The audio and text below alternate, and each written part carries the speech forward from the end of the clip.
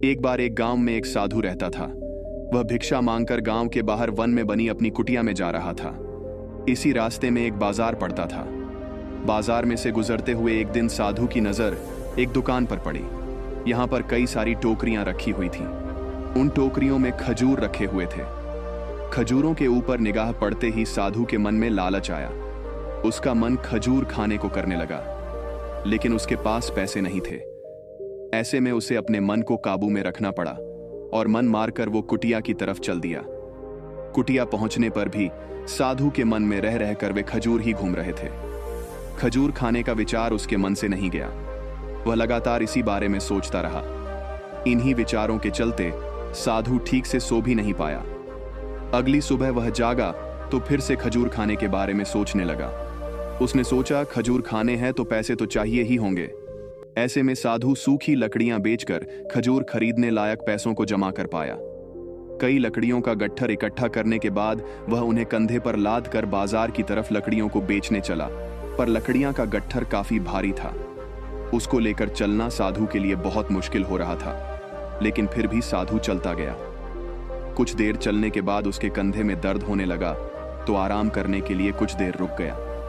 आराम करने के बाद वह फिर चलने लग गया। वह रुक रुक कर किसी तरह दुखी सुखी होकर लकड़ियों के गट्ठर के साथ बाजार पहुंच गया। वहां उसने सारी लकड़ियां बेच दी।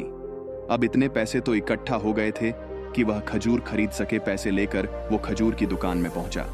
सारे पैसे देकर उसने खजूर खरीद लिए और खजूर लेकर वो कुटिया की तरफ चल पड़ रहा। कुटिया की तरफ जाते जाते उसके मन में विचार आया कि आज खजूर खाने की इच्छा हुई तो मैंने खजूर खरीद लिए। कल किसी और चीज की इच्छा होगी, कभी नए कपड़े तो कभी नया घर आदि आदि। उसने सोचा कि वो तो साधु व्यक्ति है। इस तरह इच्छाओं के तले वो कब तक जाएगा, वो कब तक इच्छाओं का दास बनकर रहेगा। जैसे ही उसने यह सोचा तो उसने खजूर त्यागने का फैसला किया और रास्ते में गुजरते हुए एक गरीब व्यक्ति को साधु ने खजूर दे दिए। इस तरह वह खुद की इच्छाओं का दास बनने से बच गया।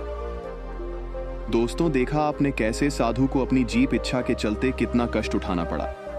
यह उस साधु की नहीं बल्कि हर मनुष्य की कहानी है जो अपनी इच्छाओं के तले दबकर बस भाग रहा है और राम नाम को बिल्कुल भूल गया है। मैं ये नहीं कह रहा कि आप धन दौलत मत कमाओ या अपने कर्तव्य को छोड़ दो, पर अपनी इच्छाओं को सीमित रख के अपने कर्म को करते हुए कुछ समय परमात्मा के लिए जरूर निकालें, जिसने हमें इस पृथ्वी पर अपने कर्मों को काट कर मोक्ष प्राप्त करने के लिए भेजा है। क्योंकि दोस्तों, परमात्मा को याद रखना ही सबसे बड़ा कर्म है जो हमें इस जीने मरने के झंझट से निकालकर मोक्ष की तरफ ले जाएगा। निष्कर्ष, अपने कर्म काम करते रहो और सबसे बड़ा कर्म परमात्मा को भी याद रखो।